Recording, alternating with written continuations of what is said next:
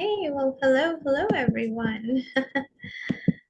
We are here today, and we've gathered together to discuss the Big Bang astral energies of September, the equinox, and then beyond September and what's coming. And we're here with Raphael. Raphael, please introduce yourself. Hello, everybody. Once more, we're doing our collaboration. Always a delight, always a joy to be doing this back and forth energy of sharing, where Meher brings in the astrology and the Akashic readings, and I bring in the channeling from the guides to offer a higher, not higher necessarily, but let's maybe call it a broader perspective that encompasses more than just that. And always we have fun. So I hope you'll enjoy this. It is an amazing time. Many people are in distress. And so hopefully what we present to you will be of assistance to help you ride through it with ease and grace. Yes, that is the hope, because we always want to leave you with hope and help you understand how much potential of creation these energies have. Okay, so once again, this is Meher at Firebearer Wellness and Raphael, and I'm going to go first into the astrology of it, and then Raphael's going to do a channeling. So we have big unexpected shifts, some deep healing happening right now, and some extreme transformation opportunities through these portals that provide deep healing. So I am going to run over you know, the basis, and then we'll go into the depths. So what's happening in September 1st? We had multiple retrograding aspects, which actually created something known as the yod. And the yod is known as the hand of God. It's an aspect which is actually destined, like it has a feeling of being destined to it. And that's why it's known as the hand of God. And that was being created by all of these retrogrades that were happening on September 1. So that September's energies kick-started this series of events that almost feels destined. Then and now, as we move into and come closer to the energies of September 24th, we're going to talk about the karmic changes that are in USA's chart, because USA has some very deep aspects that are affected by these energies in September. We'll go over that. And then from September to November, what's very interesting is that the nodes of the moon, which in the Vedic astrology are known as Rahu and Ketu, and they create something which is very, again, destiny or fate-like. And it's literally called a Gandanta or a Gant, which is a knot. So they create, and so Rahu is at 0 degrees of Aries, which is the first degree of the first sign in the zodiac, in Ashwini, and then it goes directly into, from September to November, directly into like the 29th degree of Pisces, which is the last degree of the last sign of the zodiac. So it completes an entire zodiacal cycle within 2 months. These 3 months from September to November, essentially. So it's like we're living out an entire cycle in these 3 months. And then we're going to talk about, there are so many quincunxes. Quincunx is a certain aspect in the chart, again, which creates fated aspects, right? So why are these quincunxes so important? Because one, Saturn is making this quincunx in the 6th house, which is about destiny, and also sort of like accidents and all of that are ruled by the 6th house, and the 8th house is literally about death and rebirth, because it's a Scorpionic house, and so that makes it, gives it that Plutonian energy. Death, rebirth, and taxes, right, and other people's income. That's where it's making a queen comes. So these are very interesting fated aspects that I wanted to bring in. I did want to mention that this presentation is by no means any kind of attempt to create any fear in your mind. What we're trying to understand and what you'll see as the presentation goes along is that we're explaining how there are multiple opportunities and gateways and portals to make quantum jumps in your ascension journey. And while there are things that are happening that feel fated, and for good reason, as the deconstruction happens to make room for reconstruction, as a light worker, you have are on this path to ascension, and and when things are in a flux, those are opportunities to change and shift and jump timelines. So it's very important to continually keep manifesting your highest timeline. And so that's the whole message, and we'll come to that. So I'm going to go further. There's so much Virgo energy this month. First of all, we're going to have a solar eclipse in Virgo on October 14th, where Rahu and Ketu are in 0 degrees Aries, and then the new moon that just went like 3 days ago was in Virgo again, and Mars just went into Virgo. Now, what does Virgo represent? Virgo is the house that represents health, healing, your divine mission and working towards it, um, making sure you're checking off all the nitty gritty details on your checklist for your divine mission. And so because Virgo goes into a lot of details and a lot of depth, and it doesn't want to miss out on the details. And it's about healing, and it's about when Mars goes into Virgo, that planet causes that talks about like disease, and so we've heard of the onset of another virus. So that kind of thing comes up in the collective when Mars goes into Virgo. And but then there is the healing towards that thing. So health, healing, your divine mission, and also with Mars in the picture in Virgo, it works around obstacles and enemies, right? And again, how to find victory over that, whether those enemies are internal or external in the form of ideas and belief systems that need to be released. Okay, so now we're going to go into the details. So Mercury and Venus both turn direct just about now. Mercury retrograde. So Mercury retrograde is overrated. I mean, of course, it's like a disruption in communication and forward movement is restricted. But right this time around, it's important because Mercury retrograded with Mars in the picture, so that causes friction. Because retrograding Mercury as is stops communication and reduce kind of takes it backward, and then Mars in the picture ends up increasing the friction. September 4th, Jupiter turns retrograde. Now, Jupiter is the planet of expansion. It is a benefic. When it's retrograding, that tends to bring some stresses in the economy. So that started around September 4th. But Jupiter has a long orbit, so it's going to be retrograding for a while. Pretty much until the rest of the year, at least. Now, Venus turned direct in Cancer. So when Mercury and Venus came out of the retrograde, Venus turned direct when we were in Cancer. So this brings up when Venus is retrograde, we're revisiting old relationships and patterns in old relationships that need to be cleared. And when it turns direct, now there is healing within those relationship issues and healing of those issues, right? Then we have Mars that quincunxes Saturn in the sixth house. So this is the quincunx we were talking about. Literally Mars, the planet of like war, and it's quincunx Saturn, the disciplinarian. And so that talks about, it's in the sixth house, so it's about obstacles and enemies, especially at work. And then in the eighth house, when quincunxes that house is about like death and the dark night of the soul. And the only way to come out of this is completely surrendering, which will bring a full transformation, like the rising phoenix. So this is the energy of complete and total transformation and the possibility of that by facing the darkness and not avoiding it, right? Because it's not going to even let you avoid it. That's how the quincunxes are, because quincunxes again have a fated feel to them.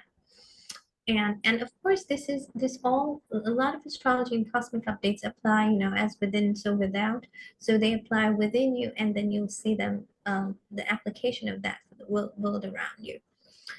Then comes September 16th when Mercury went direct. And so when that happened, there's a realization, like of all things, that we needed to reassess, right? So we were retrograding, we were going backward, and now it's time to reassess and go forward with it. And like we're reassessing how that's working out. Then we have Mars. Um, uh, uh, a Mars quincunx on September 19th. Um, now this affects market finances, and so on and so forth. So that's what this quincunx is doing. So we're going to see, like, you know, there's going to be shifts in the financial industry. And then September 30th is one of the biggest big bangs. Mars in Virgo, again, Virgo, we're back to that energy. Quincunx is Uranus in Aries. So Uranus always brings sudden, unexpected changes and shifts. Uranus is the energy that rules the internet, the lightning, and so on and so forth. And then, well, Mars, of course, brings that energy of aggression in Virgo, which is an Earth sign, and Uranus quincunx in Aries, which is um, a fire sign. So there's like this sudden unexpected changes, and could be like explosions or earth changes or power outages. This is a classic recipe for power outages, like even earthquakes and stuff like that. So that's the kind of shakeup, which is unexpected, sudden, and like literally that's where, around that date is when it is expected to begin, right? So we've kind of narrowed down, some of these dates that one needs to be mindful of, that like just, it's good to always prepare. Like if nothing happens, then there is a smooth flow, but it's always great. We've been hearing in the spiritual community for a while to kind of harness the solar energy, have your solar powered chargers handy and so on. So it's not a bad idea to have that handy. And again, once again, based on the reality you have manifested for yourself, you will be living that version of the reality, and all of these shifts may or may not even affect you. However, we do kind of live in Gaia, and Gaia is, um, will likely be affected by these shifts. Now I'm going to focus on, this beautiful autumn equinox. Now, fall is always a magical time. It's the time of harvest, it's the time of reaping all the hard work from the year, and it has always been a very magical time, for the collective. Um, and well, the fall colors in the trees, and there's just, so much, a mana and energy in the air around this time. So, what is an equinox? An equinox is a time when the energies of light and dark, day and night, are at an equilibrium and a balance.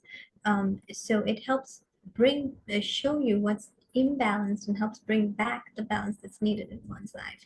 And which now, interestingly, this time the equinox is when the sun is going to enter Libra, and so Libra is the sign, it always happens around that time, right? So Libra is the sign, again, that is always striving for balance.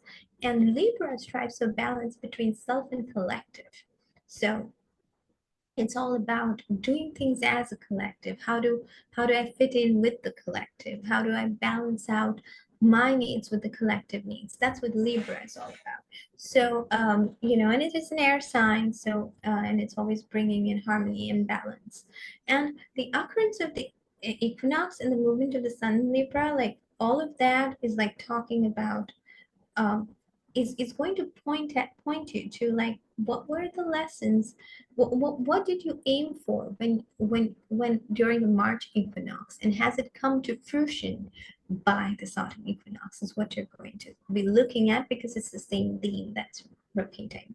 So think about what you were doing around March, and how that's playing out in your life right now. Now, the autumn equinox is, it it it portrays again that equality between day and night. When the external energies are so balanced, it's the perfect time where, depending on where you're at, you can shine your energies because there is not so much influence of the dark or the light, and you're right there in the center, and your perspective is not skewed because you're on one side or the other. And so you're able to see things clearly, and you're able to manifest from a space of 0 point and balance, right? And all manifestation starts at 0 point. So yeah, it's a beautiful portal day, very powerful, and also at the same time bringing all of us to balance after an intense time, and with an intense time to follow. Now, followed by this equinox are a pair of eclipses that come in October. On October 14th, once again, the eclipse is in Libra. Very interestingly, the Libra theme is showing up now. So this again is going to shake us out of our comfort zone. It's a solar eclipse, and and this eclipses happen in pairs, and the solar eclipse is always followed by the lunar eclipse, and the lunar eclipse always is about the mind and feelings. And this time, the lunar eclipse is in Taurus. So we're having an eclipse on the Taurus Libra axis. This always brings the theme of me, Taurus, and my valuables versus V, Libra. So how do I fit in a collective? How does my collective um, give back to me? How do I serve in the collective? And so on and so forth. So those are the themes that are going to play out. Very interestingly, there's a strong energy of co-creation and divine union, and a lot of strong healing of the divine masculine happening in the collective also at this point in time.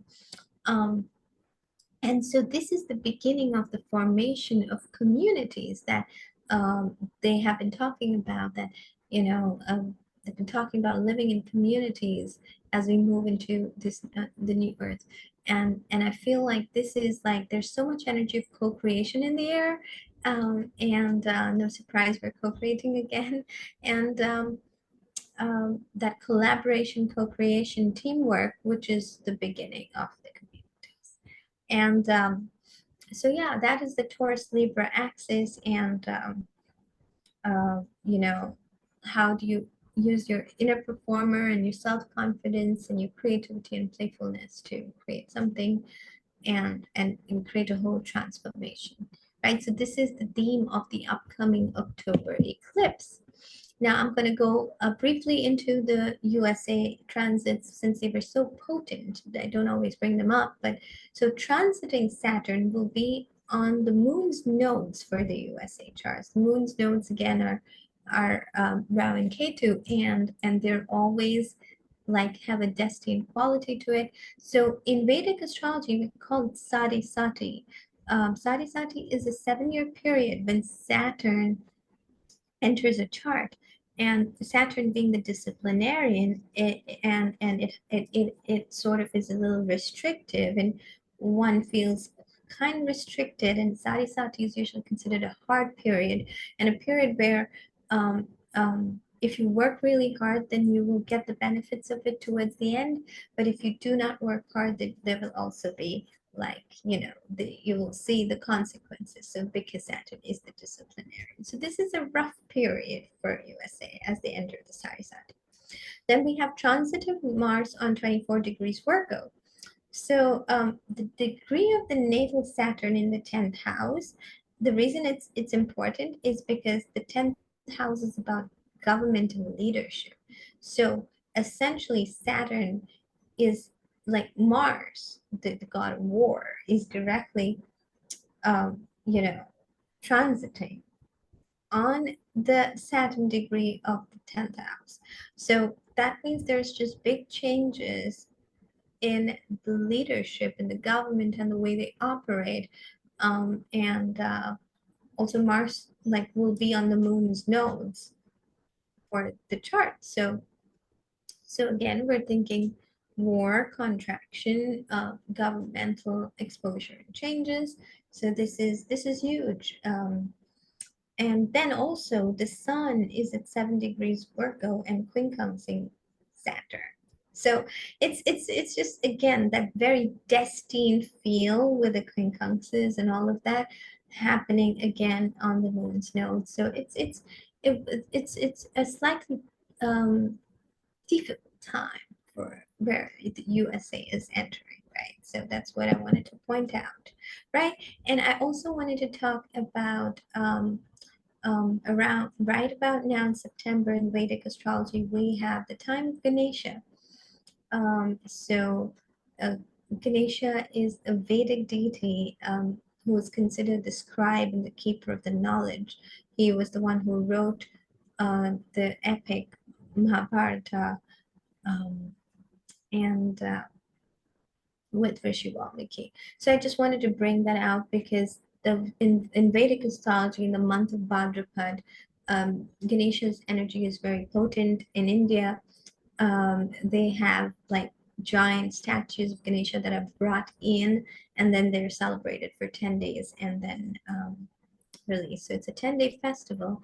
And the reason I bring him up right now is once again, we have all felt that the energies of divine union and the healing between the divine masculine and feminine, that of course that divine feminine healing has been a theme for the past few years, but right now it's more of the masculine healing and the energy of creation that happens through divine union and the fact that we're creator beings.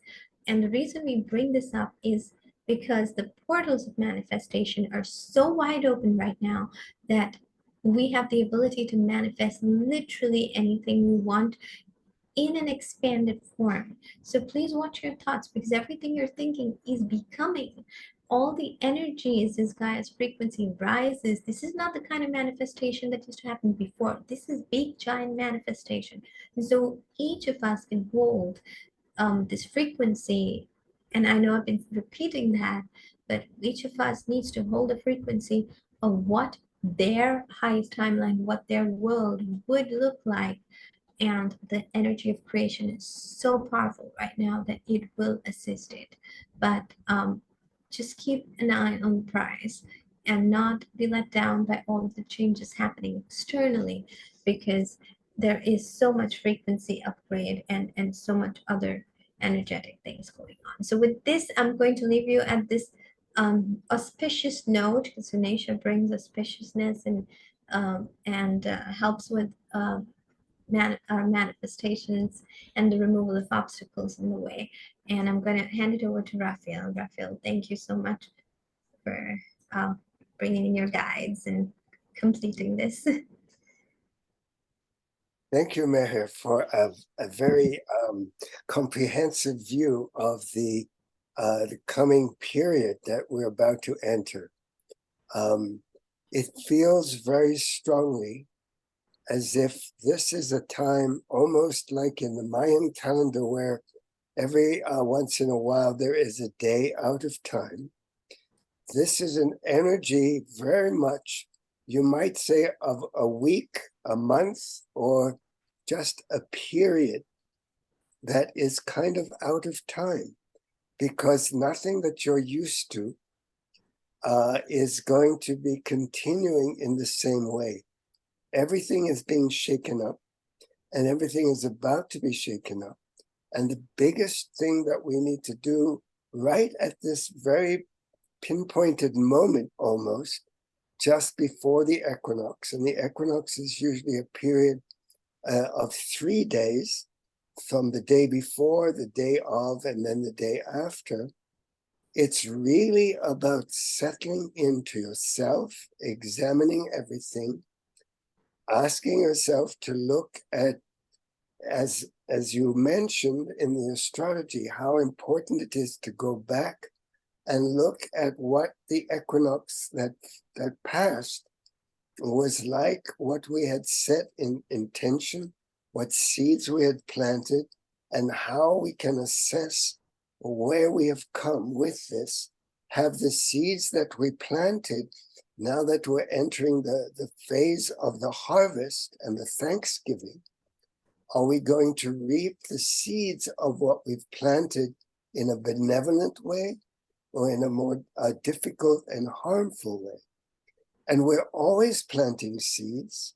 and we're always cultivating what we plant through our thoughts, through our belief systems, through our actions, and through the energy that we put out from our heart or that we don't put out from the heart, and instead run our show and everybody else from our head and the need to control anything. This is a time, because it's this in-between period, where introspection, taking time, meditating, being in nature, not making major decisions, all of these things is very important. It's very important to go within as much as possible and not depend on outside authorities in whatever realm they may be, whether they be in politics or in government or in the collective energy of economy, of worrying, of looking at, all the challenges that do come up are going to be in the three major aspects of our lives: relationship, health, and money. If you pin it down, these are the three arenas that most preoccupy us. So in each one of these, it's necessary to take a step back and assess, as you mentioned, where am I at? How much am I putting fear? And how much am I putting trust into my equation? And how does that affect the collective? Because everything you do affects the collective. So it's a time of taking that breath, of assessing, taking a step back, and waiting. As in the world of human design, one of the types is the projector. And the projector, especially the one who has what's called the energy of the solar plexus prominent, where they have to wait a period of sometimes 3 days, sometimes even longer. They have to wait until a whole cycle completes itself and they get clarity before they make a decision. And so it's very important. It's called being emotionally defined. And emotions are going to be prominent at this time. It's also very much a time in which the energy of water has become extremely prominent, because we're made of water, because we have been living either in major drought or in an abundance of rain, of hurricanes, of activity on the planet, much of which is driven by water. And we are, in our essence, we are born of water and we're made up of water. And the water resonates with the emotions. And you mentioned the moon, especially when you related to the USA. You were mentioning how prominent it was that there were all these influences that relate to the moon around the issue of the USA. And the USA is in some ways very prominent in giving a certain amount of leadership and direction. Now we also know, and you mentioned it too, that we're facing the potential for more clampdowns, for more viruses, and the energy of pandemic. They are this fire energy also, which is very prominent when we do ceremonies now, when we talk about the phoenix. When we look at the equinox, there's an energy of fire. And I don't know if astrologically this is correct, but you're a fire wellness bearer, fire bearer wellness. And recently, when I was in Taos, I was given an activation, and the theme was fire. The fire in our hearts, the passion, but also the energy of the phoenix that gets consumed, so that everything that is not working in your life, everything old is put upon that fire of transformation. It's the energy of taking what doesn't work, all of these emotions, all of these shadow energies that get burnt upon this transformational fire, and then they rise up into a whole new vibration as the phoenix. And the phoenix energy is the beginning of the destruction of the old paradigm of the patriarchy, but also of the idea of duality in a way where it's either this one or it's that one. And we're moving to a harmonization. That's why you mentioned the divine masculine, and the divine feminine has also been extremely prominent up to now. And now we're stepping towards new structures, new alliances, new collaborations between the masculine and the feminine to create the new earth. And it's necessary. And in fact, we are at the cusp of facing the destruction of the old regime, of the old boys club, of the old ways of thinking. And the more resistance we have to that dissolution, the harder it is to step into the new vision. What is your vision for the new world? Because it's not going to be tomorrow. We still have to go through all these cycles that you've brought forward for us, all these quintuxes and all these planets that bring Saturn, the great energy of control. This is getting amped up, and there could be very strong reactions from Mother Earth. There's also very strong intentional activities created through technology that have a harmful effect on weather, that can actually direct major catastrophes, that can amplify the effects of hurricanes and tornadoes and fires.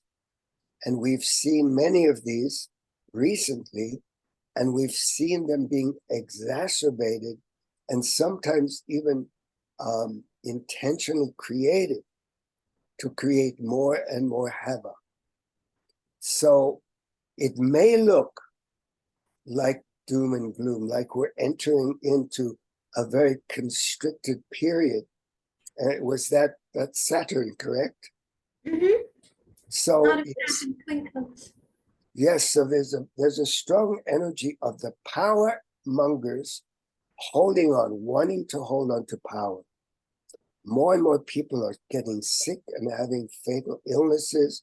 More and more people are still suffering from the kind of lifestyle that they have been indoctrinated into consuming and eating and living.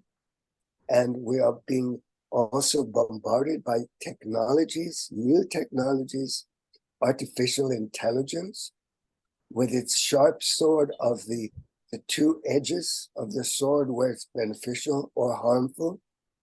And in most of our experience for the last few thousand years, technologies has mostly been used for the harm of life on this planet.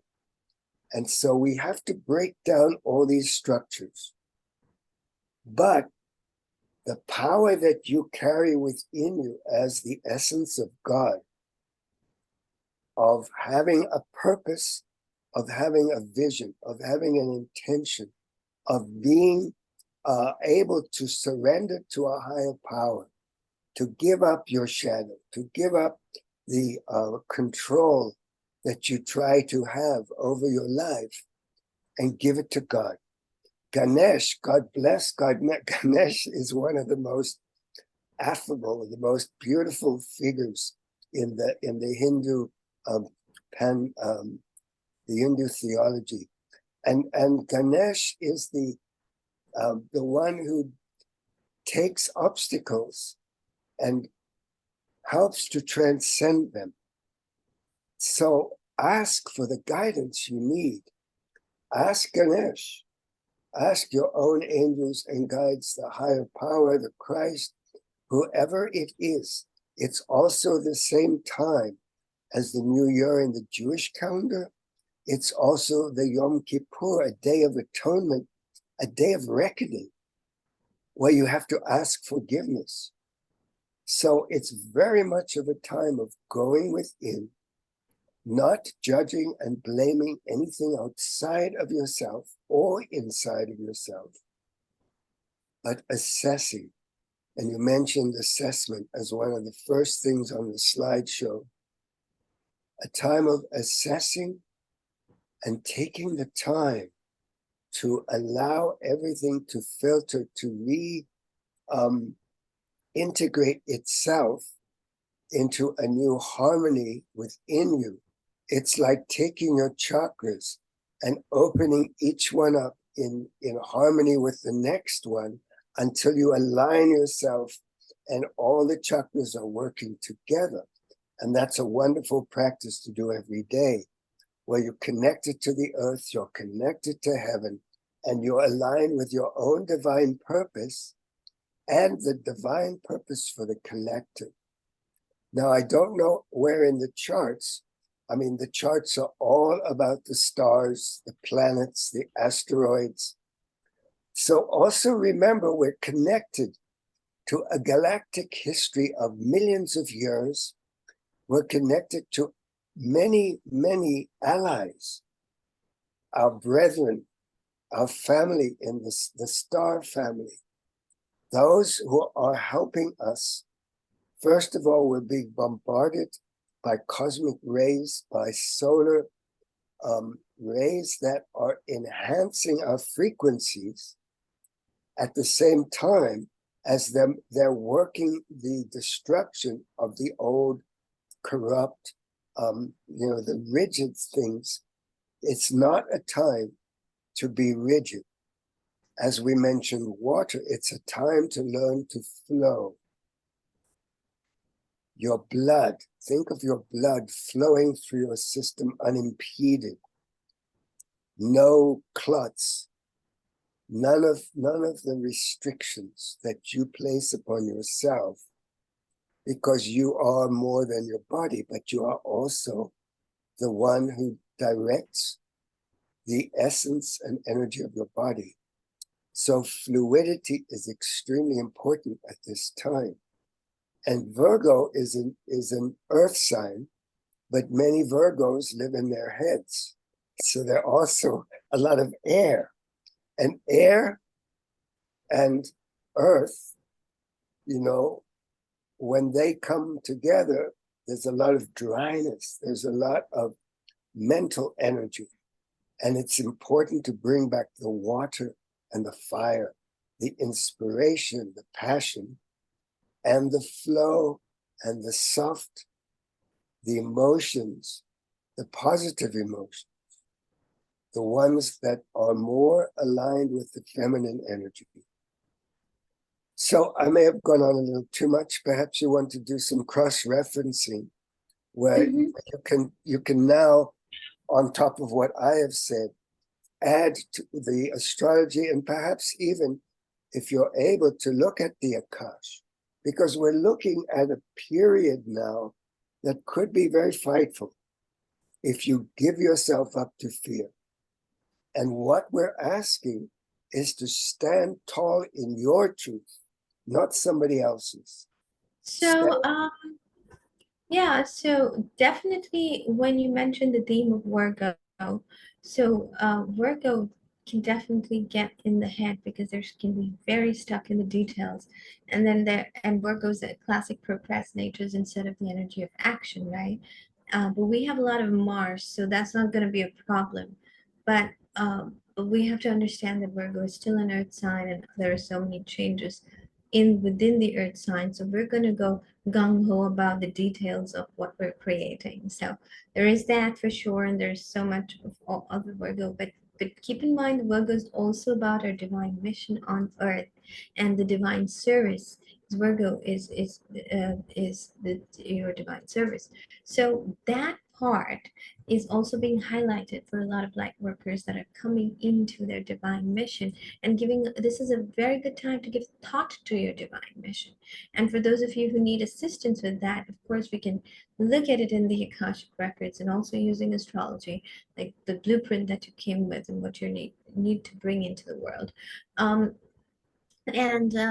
and then the other planet that comes in is all about Libra and how coming into balance is going to bring you to the 0 point through which that manifestation is going to occur.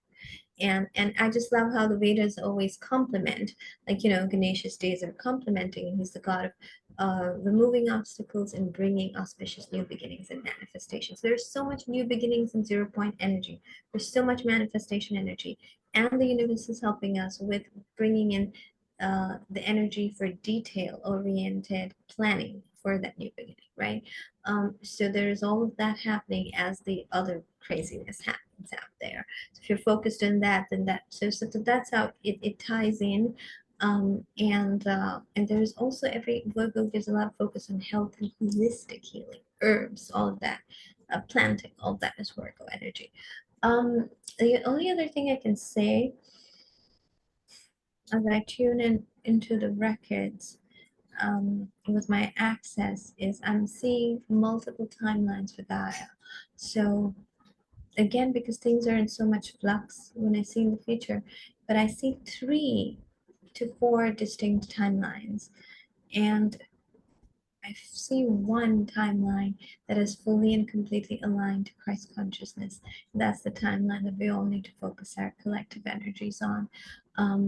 And then there's 3 others, and one of them is like middle grade, and the other 2 are almost not as strong, but there is one, and then there's another one half fading off already. So I would say just focus. I don't even want to go there. I would say just focus on the timeline of collective Christ consciousness is what I received. Very interesting. So that's the so essentially focus on the path of ascension. Focus on um, the consciousness of Christ is not about a person. It is about a consciousness that is um, global in nature. It is beyond Earth. It's beyond our planet. It is the consciousness that brings any planet in any galactic system to its ascension path. And there are so many galactics that are looking at Earth and waiting for the Earth to ascend and assisting the Earth to ascend, because if we ascend, everybody ascends. This is happening across. This is not Earth related. Like everybody is ascending, everybody's growing, and we need to be part of that growing system. If not, then we're falling behind, right? So the frequency of this very planet that you walk on is shifting and growing, and how are you growing with it so you can keep up with that frequency and work with it? And remember, when the frequency raises through higher dimensions, manifestation is way quicker. It's telepathic. Everything is vibrates quicker. If you feel like time is amping up, it really is. The Earth's axis rotations are quicker. So every like we this is the very definition of we are creator beings, and right about now we're creating our own collective future. And with everybody that sees that future as bright, depending on what the collective is manifesting right now is what we're all going to experience in the future. So, which is why we're talking about also there will be smaller collectives and communities, because different collectives may have chosen differently. And there's also a larger split between those that are on the path to ascension and those that are not. And the split gets larger and larger. And that is why the ones that are choosing it are making their own communities, right? So that they can stay within a certain frequency. So people with a frequency match are going to come together, and those without a frequency match are going to get apart. And so if you see relationships falling off, um, allow that to happen, and keep choosing the higher pathway. Like in the middle of so much chaos, when everyone and everything is shifting so much, it's very easy to kind of get all frazzled. But if you just, especially when you don't know what's coming, right? But the reason you don't know is because you're creating what's coming. It's all about what you want to create. So this is a time when I see there is so much uncertainty in the Akash, and there's so many different timelines we can move to. So I hope that that helps. We are creating our future. There, and it has never been a stronger time for doing so. So really forget about everything that's happening. What do you want your future to look like? What do you see there? Who do you see there? And when I say who, it's not a certain person. What kind of people and what kind of frequency do you see there? That's what you want to keep your eye on, that prize. It reminds us of the Hopi prophecy, right?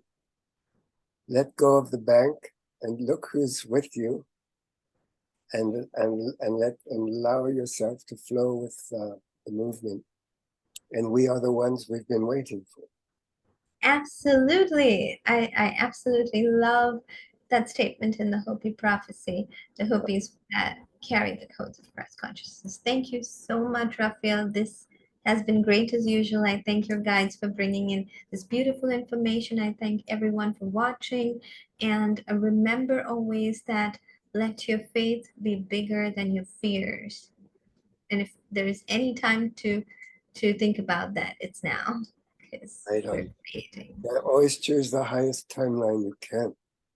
I would say every morning you wake up, say, I want to be on my highest timeline. So if you fall in frequency, you're rising right back up. I would choose that every single day right now and keep visualizing what it's going to look like. And it's going to be so different that you can have a certain goal in mind. Sweet. Thank you so much for listening, for enjoying as much as we enjoy doing these collaborations, and look forward to the next one. Thank you, Meher. Thank you, Raphael. God bless. Many blessings. You'll be able to visit this again on YouTube. Oh, I have to stop the recording. Just a sec. Did I do something wrong? Oh.